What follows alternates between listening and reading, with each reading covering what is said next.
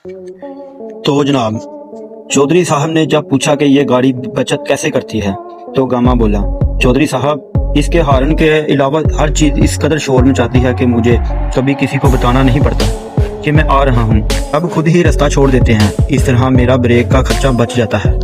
चौधरी साहब हंस पड़े और बोले, अच्छा ये बताओ, इसका इंजन तो इतना पुराना है और पेट्रोल कितना पीती है? गामा मासूमियत से बोला, पेट्रोल।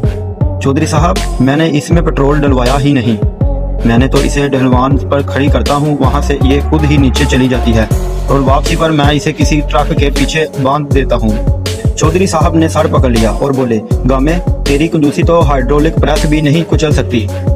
हाँ दोस्तों, अगर कोई आपका ऐसा कंजूस दोस्त है तो इसे नीचे टैग करें। उम्मीद है आपको ये वीडियो पसंद आई होगी। मजीद ऐसी दिलचस्प वीडियो देखने के लिए हमारा चैनल MA एंटरटेनमेंट 11 को अभी सब्सक्राइब करें और टिकटॉक पर भी फॉलो करें ताकि आपको हर नई वीडियो का नोटिफिकेशन मिल सके। शुक्रिया।